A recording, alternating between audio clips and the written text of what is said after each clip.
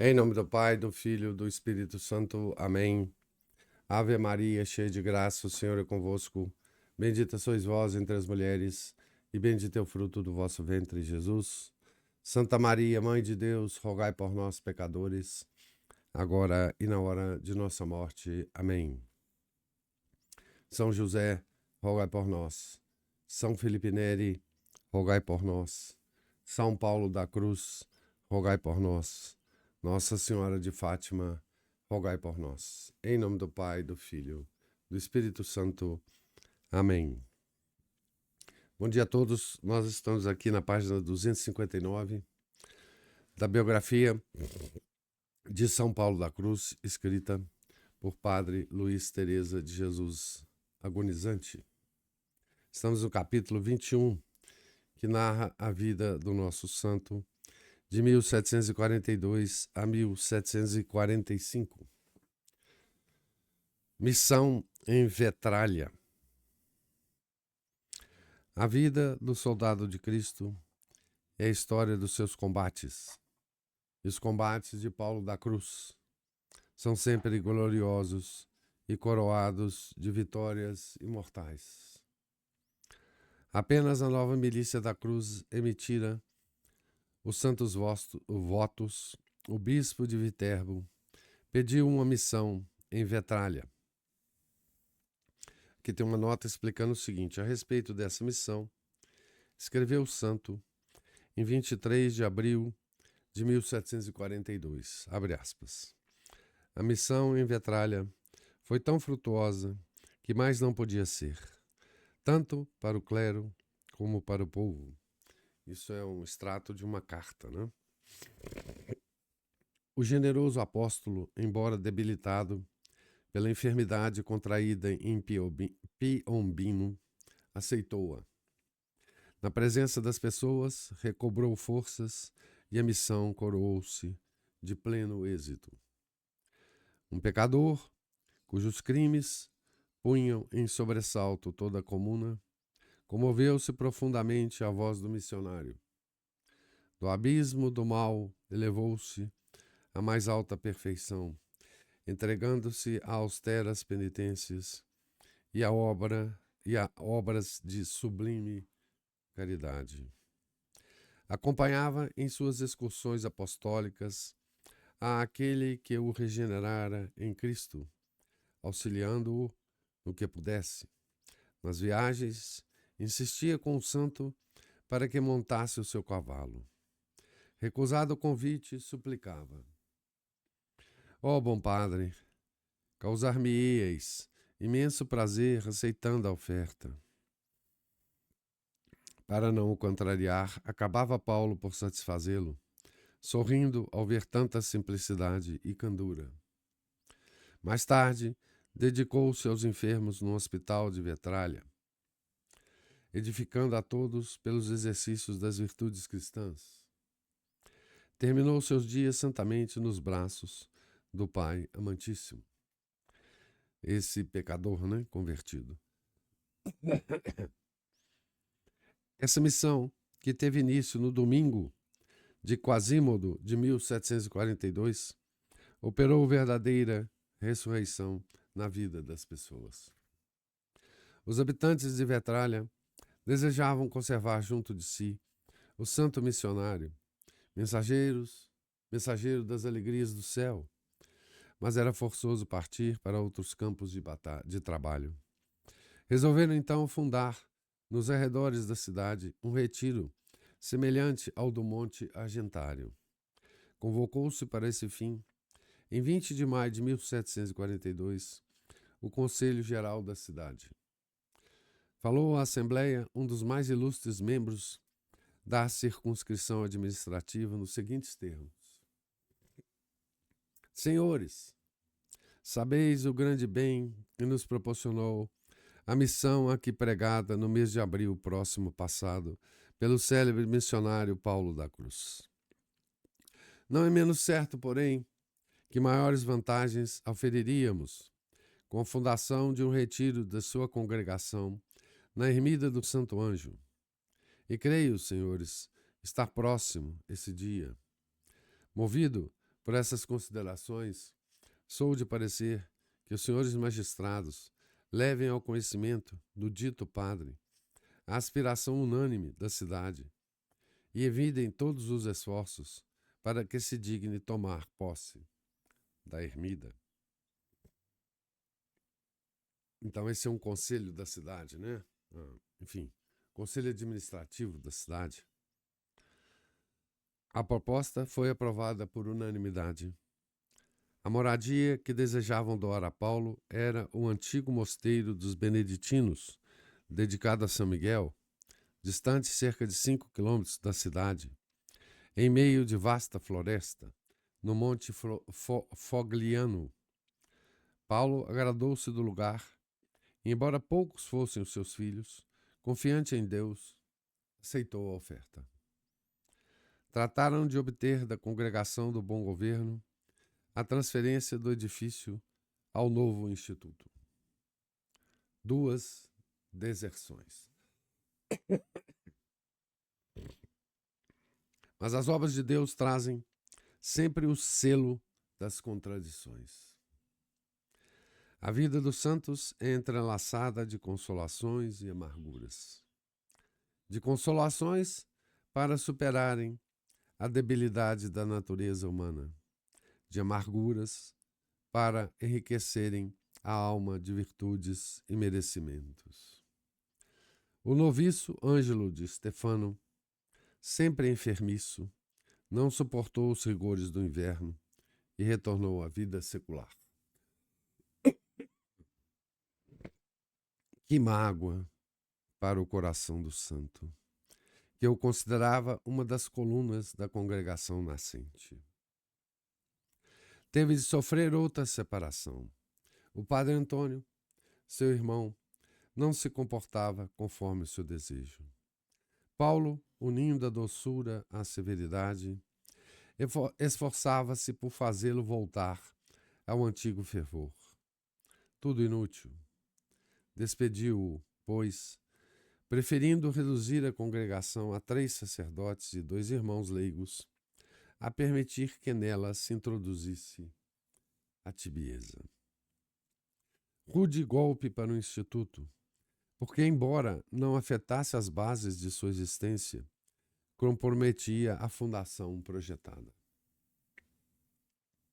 De fato, certa comunidade aproveitou o ensejo para defender pretensos direitos, obtendo em Roma que a Congregação do Bom Governo proibisse terminantemente ao Conselho de Vetralha ceder a Paulo a ermida do Santo Anjo. A morte arrebatara-lhe, no dia 8 de fevereiro, o poderoso protetor cardeal Corradini. Por outro lado, experimentava completo abandono espiritual e cruéis vexações diabólicas. Estava envolto em densas trevas, quando recebeu carta do cardeal Rezônico, verdadeiro bálsamo consolador. Dizia ele, o cardeal, né? Muito me alegrou a notícia de que estáis dispostos a aceitar a ermida ofertada pelo Conselho de Vetralha. Ainda que a não possais inaugurar, com mais de 3 ou 4 religiosos, não a recuseis. Espero que a divina providência aumente os operários de sua vinha. Não temais as oposições do inimigo, que vos move tão crua guerra. Haveis de vencê-lo, confundindo-o. Que Nosso Senhor vos dê ânimo e valor. Para este fim, dirijo-lhe incessantes súplicas. Agradeço-vos a caridade das orações e desejo-vos abundantes bênçãos do céu. Então, isso é uma carta de um cardeal, né? A respeito da fundação lá da nova casa, né?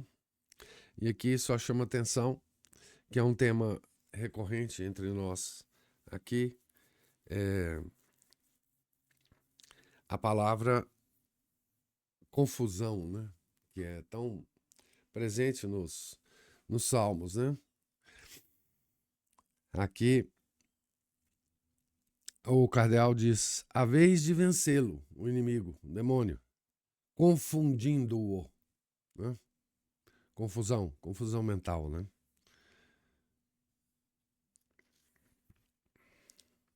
Novos recrutas. Estas palavras não eram somente uma esperança, mas uma profecia. Do Piemonte, da Toscana, dos estados pontifícios, acorreram ao Monte Argentário para alistar-se na milícia da cruz, clérigos e irmãos leigos, em número tão elevado que não restou vaga em uma cela sequer. Eram todos fervorosos e generosos. Bendisse Paulo ao Senhor pela inesperada fecundidade. Entre os recém-chegados, para sermos breves, citaremos apenas os sacerdotes Marco Aurélio Pastorelli e Francisco Appiani, homens verdadeiramente santos. O primeiro, ótimo religioso da Congregação da Doutrina Cristã e superior do Colégio Civitavecchia, conhecera Paulo quando ali pregara a Santa Missão. Atraído para o Instituto, com o consentimento do seu superior geral, trocou sua batina pela humilde túnica da paixão. Possuía rara piedade, além de vasto saber, e, embora de compleição franzina, tinha grande espírito de penitência. Dizia o padre Paulo, abre aspas, crede, o padre Marco Aurélio é excelente operário, útil para missões e para tudo. Oh, que grande providência! Fecha aspas. O segundo, único rebento dos Appiani, príncipe de Piombino, aspirava desde 1735 vestir o santo hábito da paixão. A piedosa mãe resignara-se ao sacrifício, mas o pai, apesar do afeto que nutria pelo santo fundador, desejava prender o filho à vida secular pelos laços do matrimônio. O piedoso jovem, em vista desses obstáculos, desabafa por cartas com o santo as angústias de sua alma. O prudente diretor aconselhava-o, abre aspas, se alguém lhe propuser o casamento, responda que não pode fazer essa injúria a uma grande princesa, a quem já deu sua palavra e que se dignou aceitá-lo por filho e esposo. Fecha aspas. Appiani pretendia, por humildade, ser irmão leigo. Não fale, respondia o santo, em servir o Senhor como irmão, nem como sacerdote. Cumprirá a santa obediência. Se Deus o quiser sacerdote, terá que submeter-se à sua vontade. Fecha aspas. Anos decorridos, a conselho, sem dúvida, do sábio diretor, o jovem príncipe obteve licença do pai para ordenar-se padre secular. E quando a morte lhe arrebatou o progenitor, resolveu empregar o rico patrimônio na fundação de um retiro passionista na ilha de Elba. Não o conseguindo, veio ao Monte Argentário consagrar toda a sua vida à congregação. Então aqui apenas a história de dois, né, desses homens que lotaram o Monte Argentário, né? Fervor dos primeiros noviços. Estimulados pelos conselhos e mais pelos exemplos do fundador, os noviços eram prodígios de fervor, mortificação e vida interior. Dir-se-ia florescer no deserto. A Tebaida era o Monte Argentário.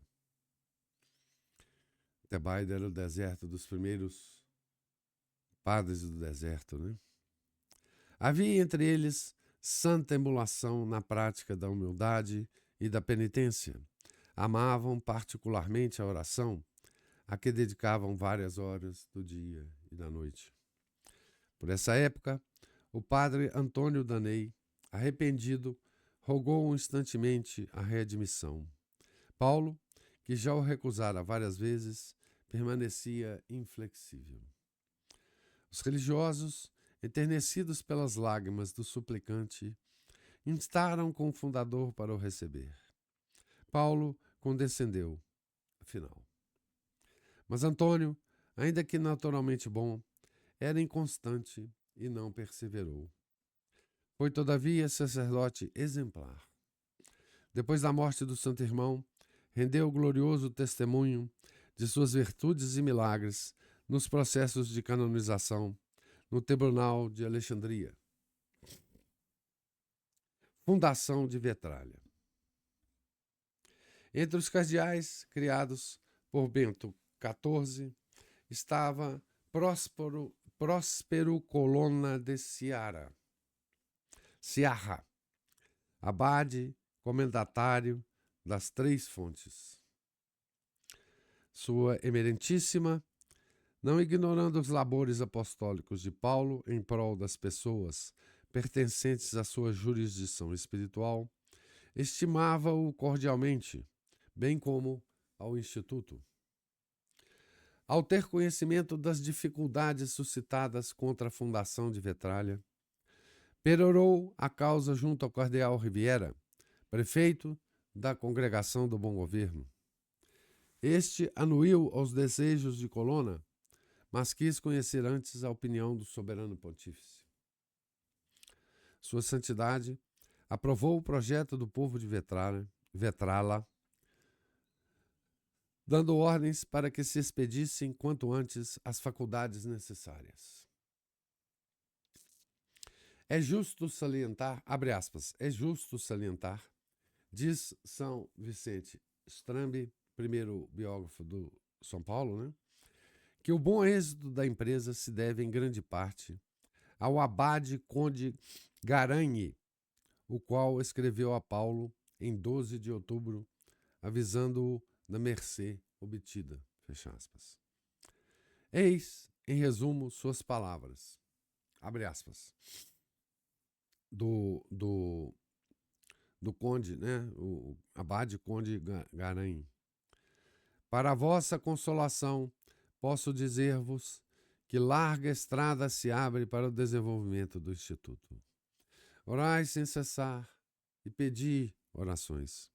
Quer-me parecer que Nosso Senhor vos deseja em mais de um lugar perto de Roma. Então, a fundação, né, de Vetralha. Né? Segunda fundação, né? Fundação de Soriano. Em 29 de dezembro foi publicada a autorização. Enquanto se tratava da fundação do Santo Anjo, ofereceram a Paulo outro retiro, anexo à Confissão de Santo Eutísio. Aqui tem uma nota dizendo assim: chama-se Confissão o local da sepultura dos mártires, porque confessaram o nome de Jesus Cristo. Então, Confissão de Santo Eutísio. O viajante que de Vetralha galga os montes Siminos e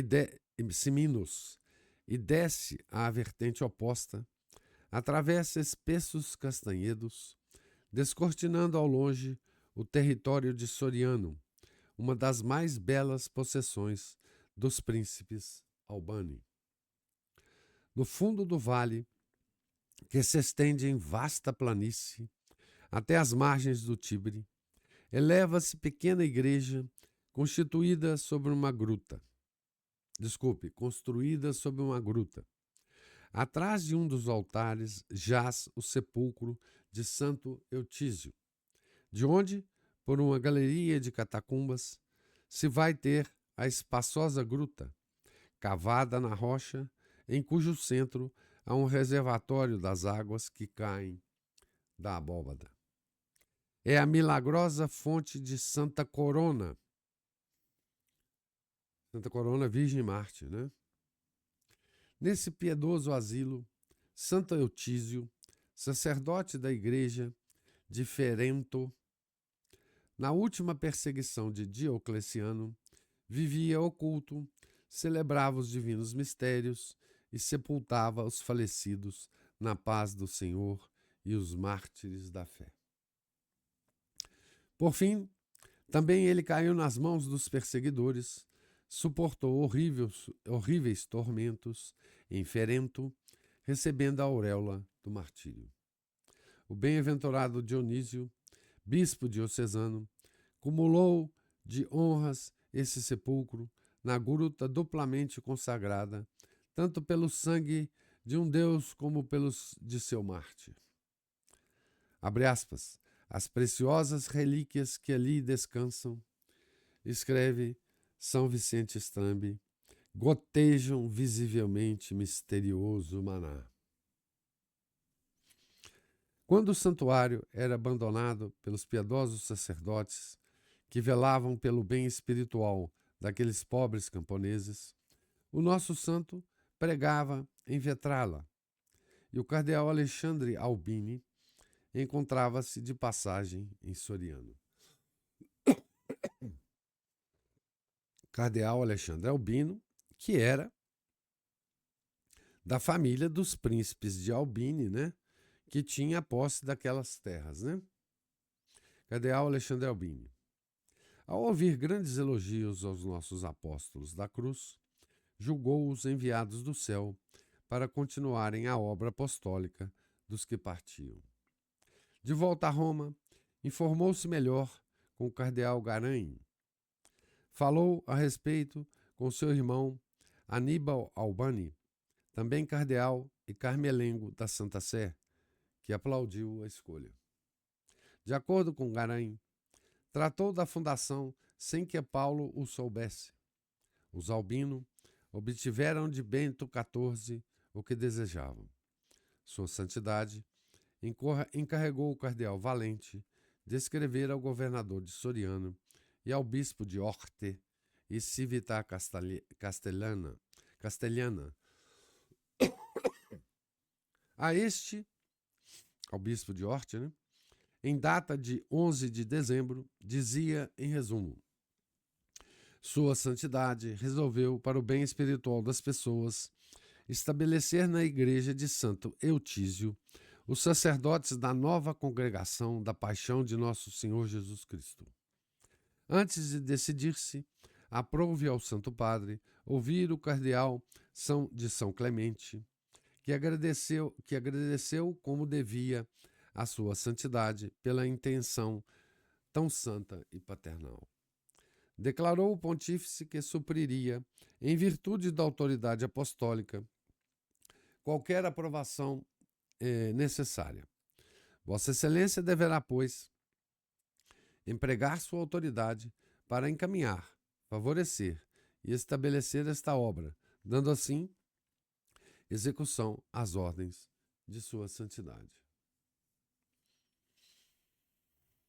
Muito folgou o bispo por possuir em breve os missionários passionistas. O abade Garanha escreveu ao santo fundador, chamando-o a Roma para tratar de assuntos importantes.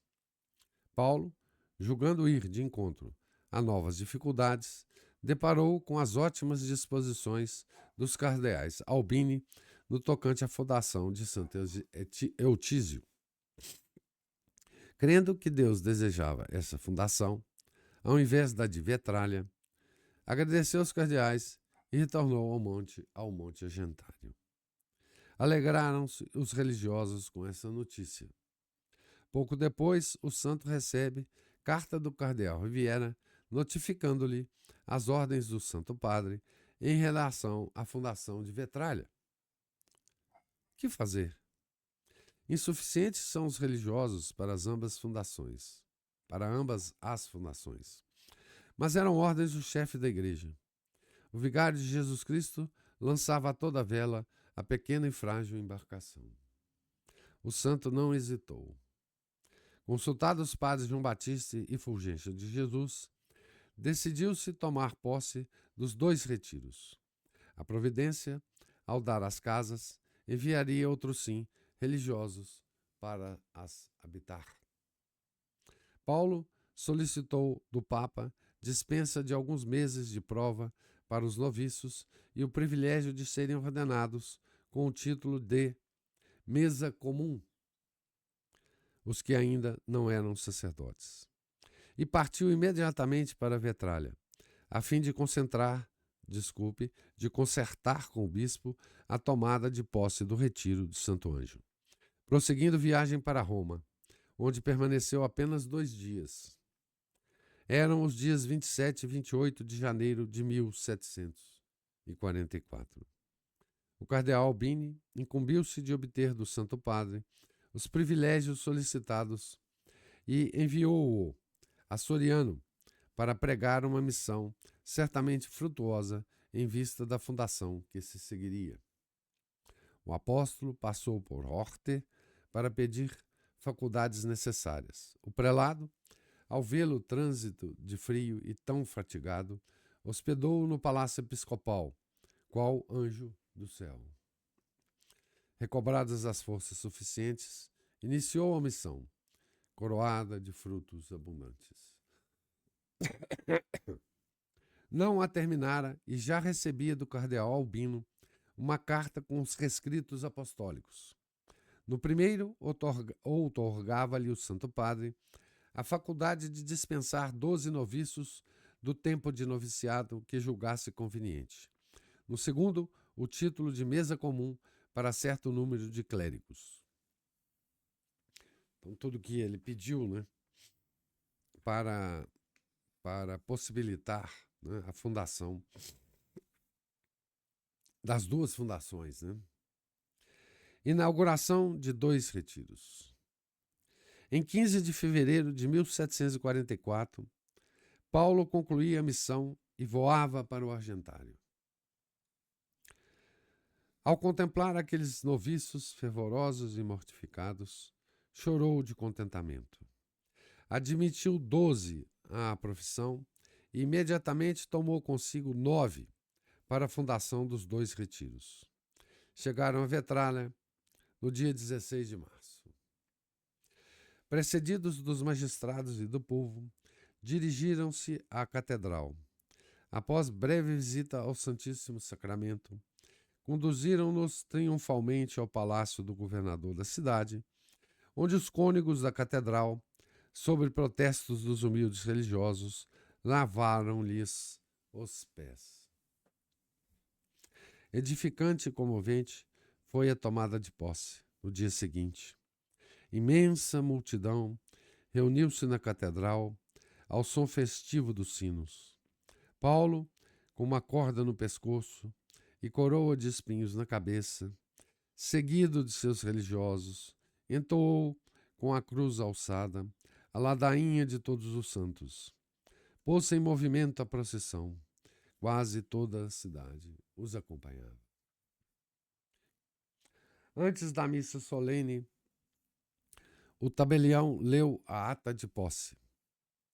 Sob o altar-mor, como a recordar a finalidade do Instituto e a incrementar o espírito de piedade, havia uma tela antiga, obra de excelente artista, representando Jesus crucificado. Todos os presentes ficaram edificados com essa cerimônia, que exalava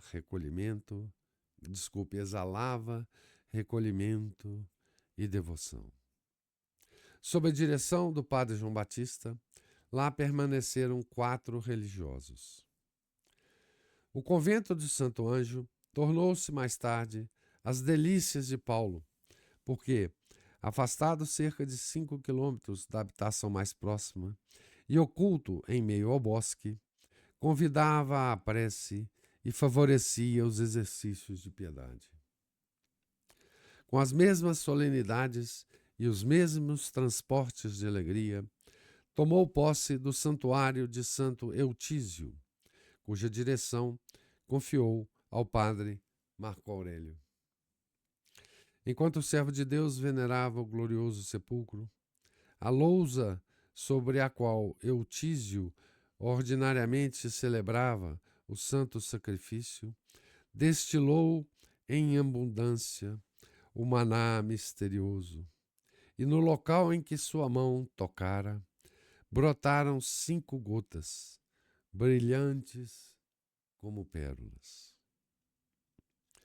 Demonstração patente de que acolhia com prazer os missionários da paixão que iriam ali preparar-se a difundir a fé selada pelo seu sangue.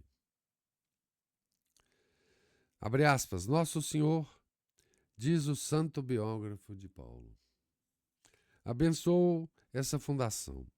A ilustre família Albini sempre dedicou especial afeto e benevolência à pobre congregação, jamais cessando de acumulá-la de benefícios. Fecha aspas. Dias após, escrevia o príncipe Horácio ao padre Paulo. Horácio Albani, né?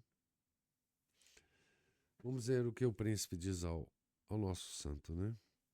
Entre as muitas obrigações que contraí com meus tios cardeais, considero das mais importantes a de me proporcionarem o grande benefício da santa missão pregada por vossa reverendíssima em Soriano, de imenso proveito aos meus vassalos, bem como o estabelecimento dos santos religiosos passionistas no retiro de Santo Eutísio. Desde o princípio, experimentei singular satisfação, que foi sempre crescendo, ao refletir que, com a graça de Deus, verei em breve reanimar-se nestas paragens o espírito de piedade. Agradeço-vos de coração por serdes o principal promotor de tão grande bem e por me haverdes proporcionado tantos motivos de apreciar os vossos méritos e os de vossos co-irmãos. Por todas essas razões, estou sempre ao vosso inteiro dispor no que me for possível. Recomendo-me as vossas fervorosas preces em que deposito muita confiança. Então, aqui termina o nosso capítulo, né?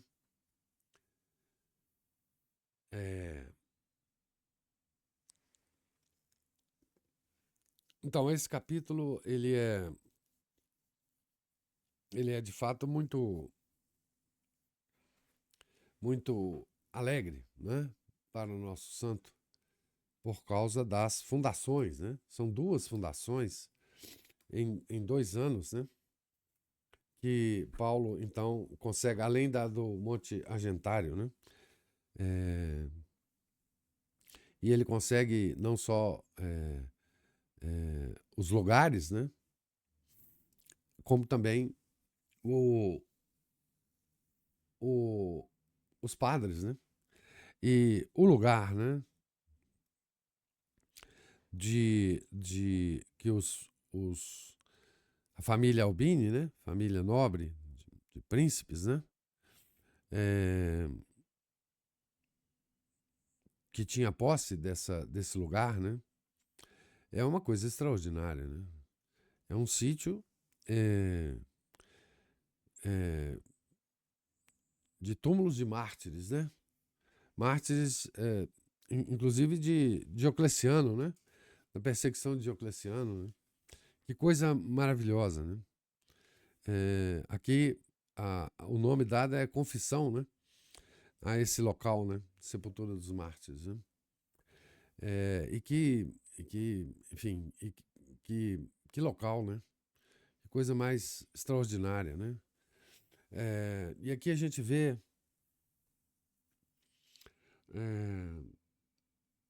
uma coisa que vai ser destruída nesse próprio século de São Paulo, é a relação entre a nobreza, né? E a igreja, né? Aqui ainda a gente vive naquele sistema dos 3 estados, né? Que vai ser destruído na Revolução Francesa, né? Que é o povo, a nobreza e o clero, né? É, e, e aqui a gente vê, inclusive, é, essa relação entre nobreza e clero muito, muito íntima, né? Muitos nobres se tornando cardeais, né? Se tornando religiosos, né? E nesse caso da família Albini, né? Tendo contato com o nosso santo, né? E, e doando, né? Aquele espaço, aquela região, né? Para a missão de São Paulo da Cruz, né? Que coisa bela, né? Que coisa bela, né? E uma outra coisa que tá lá no início do capítulo que eu queria comentar com vocês é que como é aquela conversão, né? Daquele pecador, né? É assim, o nosso biógrafo se refere a um pecador cujos crimes punham em sobressalto toda a comuna e que se comoveu com a pregação de São Paulo da Cruz, né? Então, até esse tipo de pecador, antes desse século XVIII, né? Dessa Revolução Francesa, como que era possível, né? Porque existem vários casos, né? De um pecador ser convertido por um sermão, né? De um padre. Né? Como que hoje a gente acha isso tão difícil, né? Não digo que seja impossível, não digo que não ocorra, né?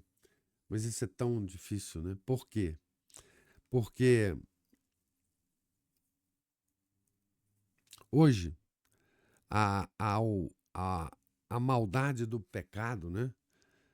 Porque esse pecador, cujos crimes punham em sobressalto toda a comuna, não deixou de existir, né? Esse pecador existe até hoje, né?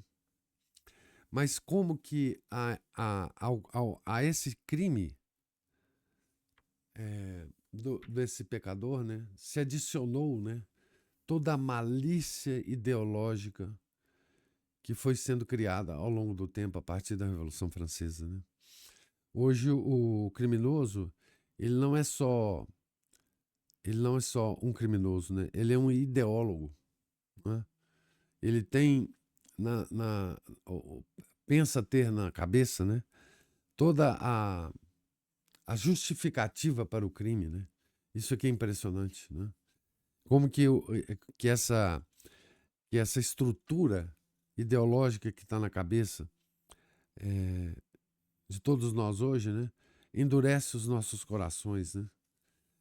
Ou quase impossibilita, né, esse tipo de conversão, né? Enfim, de um pecador desse tipo, né, violento, criminoso, etc, etc. Né? Mas belíssimo capítulo, né? Belíssimo capítulo. Eu gostaria de ouvir as comentários e as reflexões dos senhores, se houver.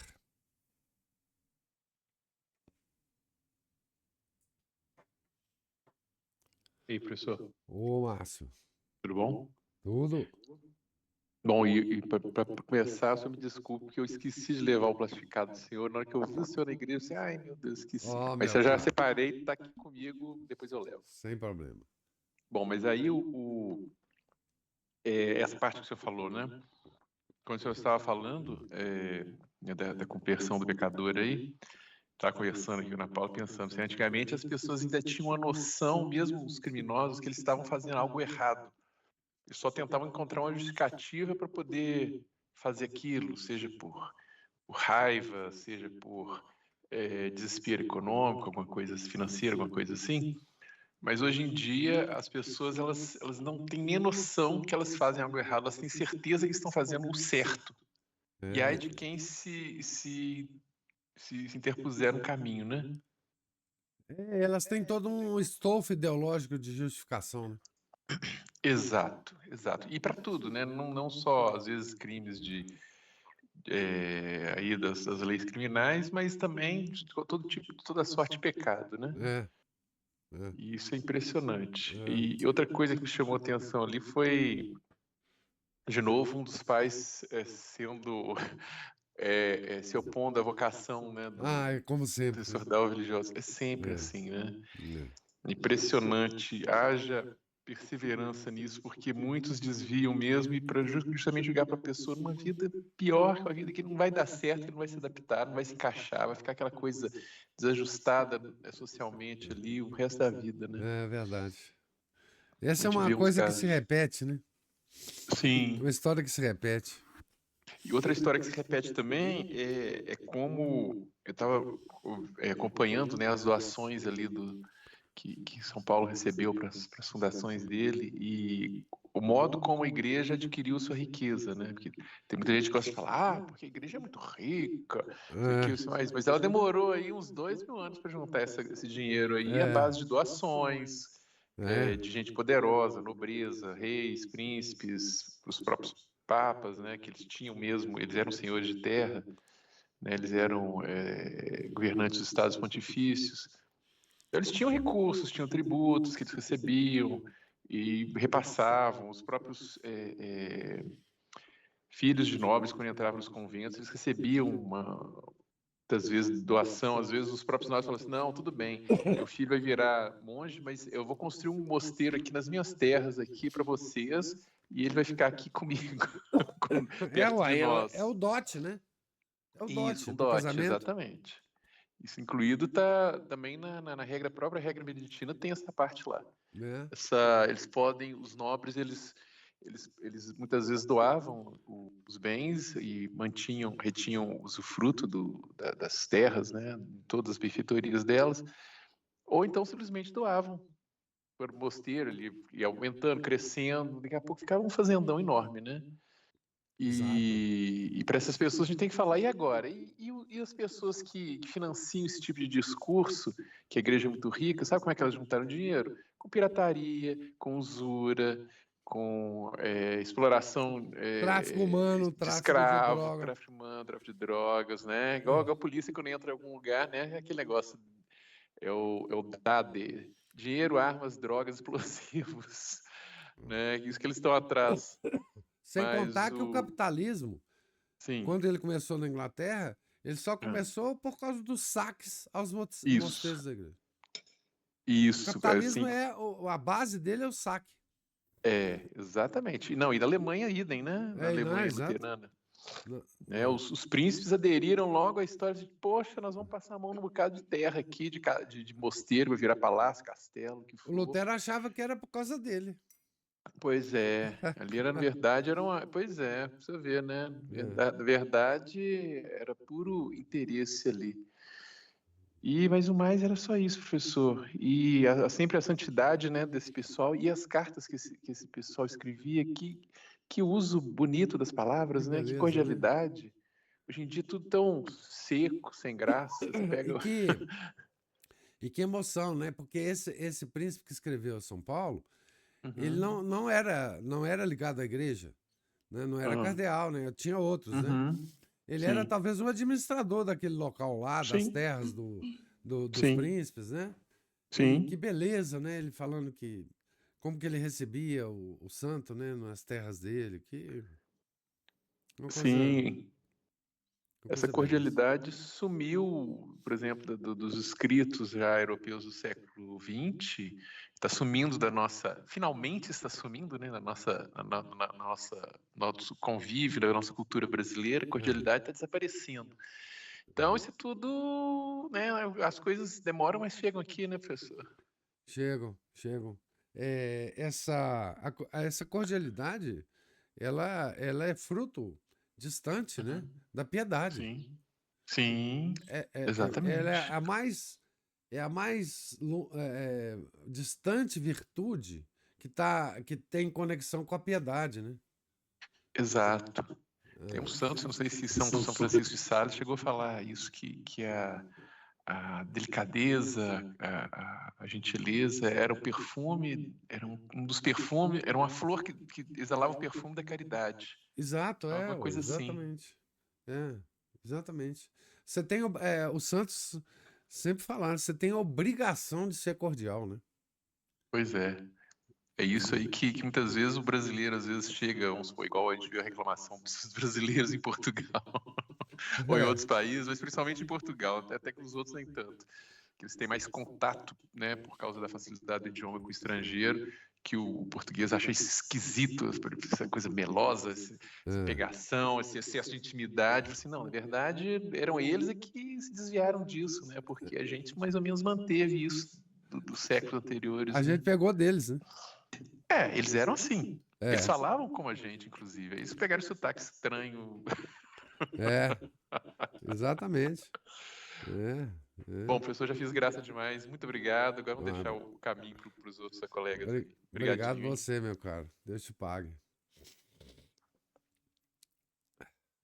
Mais alguém quer fazer alguma observação? Algum comentário? Então, Deus lhes pague a presença, a paciência. Tenham todos um santo dia. Em nome do Pai, do Filho, do Espírito Santo. Amém. Ave Maria, cheia de graça, o Senhor é convosco. Bendita sois vós entre as mulheres, e bendito é o fruto do vosso ventre, Jesus. Santa Maria, Mãe de Deus, rogai por nós, pecadores, agora e na hora de nossa morte. Amém. São José, rogai por nós. São Felipe Neri, rogai por nós. São Paulo da Cruz, rogai por nós. Nossa Senhora de Fátima, rogai por nós. Em nome do Pai, do Filho, do Espírito Santo. Amém.